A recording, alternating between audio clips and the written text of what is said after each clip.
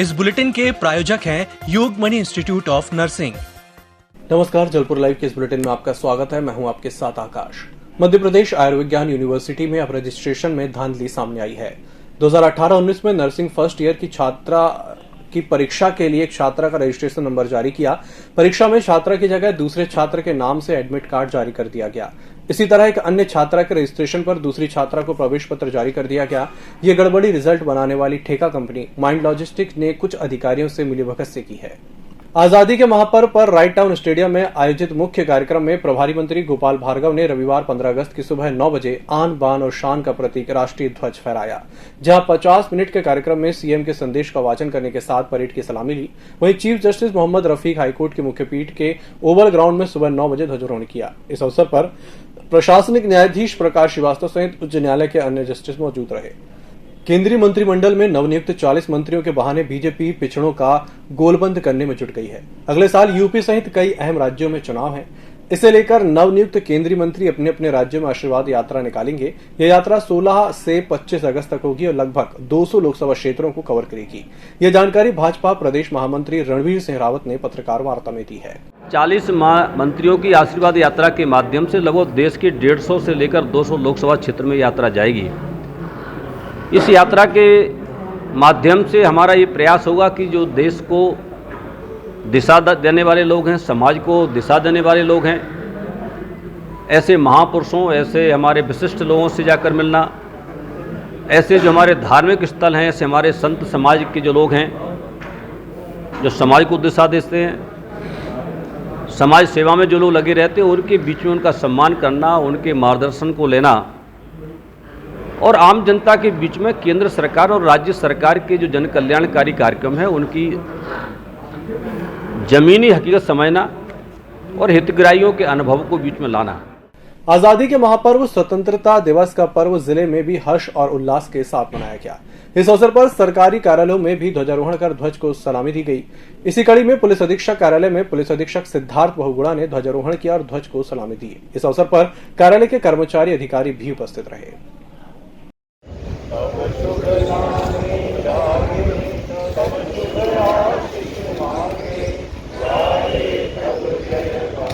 विगत 1.5 वर्ष में संस्कारधानी में जिन जिन व्यक्तियों ने कोरोना से अपनी जान गंवाई है, उन सबको मैं श्रद्धांजलि भी अर्पित करने का आज ये अवसर मेरे को मिला है। मैं उनको भी श्रद्धांजलि अर्पित करता हूँ और समस्त संस्कारधानी वासियों से निवेदन करता हूँ कि जो स्वतंत्रता हमको 15 अगस्त 1947 में मिली है, उसका मूल पहचाने और जो समस्त जो नियम है उसका पालन करें। कोरोना का खतरा अभी पूर्णतः टला नहीं है, थर्ड वेव की आशंका है, तो इसलिए अभी भी कोविड अप्रोप्रिएट बिहेवियर जो है उसका अभी भी पालन करें।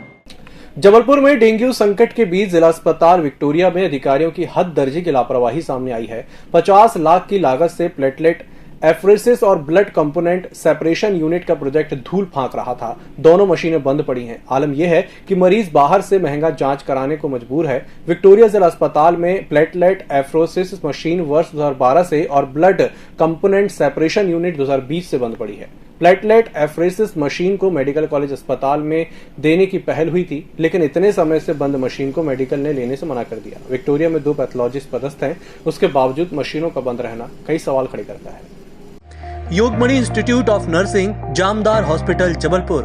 नर्सिंग के क्षेत्र में करियर बनाने का सुनहरा अवसर। प्रवेश प्रारंभ BSc nursing, post basic BSc nursing, GNM. पता 198/2 Raigwa, ward number 72, Arihant warehouse के पीछे, पाटन बाईपास चौक के पास, जबलपुर। जबलपुर पुलिस द्वारा इमामबाड़े में कुछ लोगों को थाने ले जाने के विरोध में बीती रात मुस्लिम धर्मावलंबियों के लोगों द्वारा कोतवाली थाने के समक्ष प्रदर्शन कर धरना दिया गया।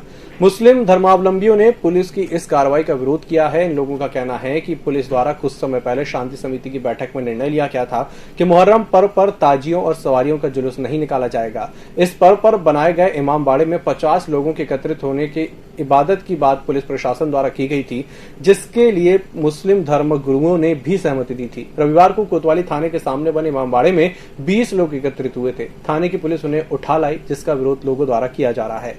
रात हुए इस धरने प्रदर्शन के बाद पुलिस के आला अधिकारी मौके पर पहुंचे और धरना प्रदर्शन खत्म कराया और मामले की जांच के आदेश दिए। देशभक्ति गीतों पर आर्मी बैंड ने जब सुमधुर प्रस्तुतियां दी तो हर कोई देश प्रेम के जज्बे से ओतप्रोत हो गया। दरअसल जबलपुर में भारतीय सेना के एक एसटीसी यानी सिंगल ट्रेनिंग सेंटर के ब्रास बैंड दल ने शहीद स्मारक में बैंड की सुमधुर धुनों की प्रस्तुतियां दी, जिसे देखने और सुनने बड़ी तादाद में लोग पहुंचे।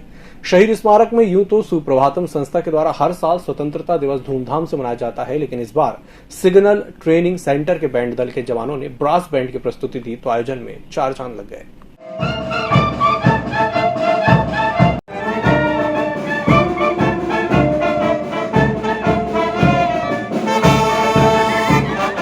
नेताजी सुभाष चंद्र बोस केंद्रीय जेल परिसर में रविवार को 75वें स्वतंत्रता दिवस के पावन अवसर पर 19 आजीवन कारावास और 3 पैरोल पर रिहा बंदियों सहित कुल 22 कैदियों को राज्य शासन ने माफी के बाद जेल से सशर्त रिहा किया। जेल उप महानिरीक्षक रेंज और जेल अधीक्षक गोपाल प्रसाद ताम्रकार द्वारा केंद्रीय जेल प्रांगण में ध्वजारोहण किया गया। जेल बंदियों द्वारा जेल बैंड से राष्ट्रगान की प्रस्तुति दी गई। जेल अधीक्षक गोपाल प्रसाद ताम्रकार ने परेड की सलामी लेने के बाद केंद्रीय जेल में स्थापित नेताजी सुभाष चंद्र बोस की शयन पट्टिका पर पुष्पांजलि समर्पित कर उनकी प्रतिमा पर माल्यार्पण किया। जबलपुर के बैकुंठ धाम मंदिर भोले शंकर की नगरी है, जिसमें आज सावन सोमवार का चौथा हफ्ता सावन का अभी यादव कॉलोनी संजय नगर बैकुंठ धाम मंदिर बहुत पुराना प्रसिद्ध मंदिर है, जहां पर आज वहां से आसपास के रहने वाले सभी नागरिकों ने शिवलिंग बनाकर उसकी पूजा आराधना की।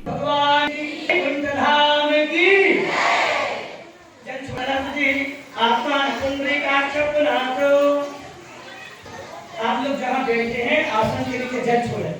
बैकुंठ धाम में संजय नगर यादव कॉलोनी में शिव पुराण का आयोजन किया गया, जिसमें प्रति सोमवार सभी श्रद्धालुओं द्वारा भगवान शंकर के पार्थिव शिवलिंग का निर्माण हुआ और इस पूजन से जन जन का कल्याण हो, सभी का कल्याण हो। और ये जो महामारी रूपी आपदा जो संसार में आई है पूरी दुनिया में, भगवान शंकर की शिव पूजा से आपदा दूर हो, जन जन का कल्याण हो, सभी का उद्धार हो, भगवान सभी की रक्षा करें, इस आपदा से, इस विपत्ति से सभी को बचाएं, यही मंगल कामना करते हैं। ओम नमः शिवाय। इस बुलेटिन में फिलहाल इतना ही। इसी के साथ मुझे दीजिए इजाजत। नमस्कार।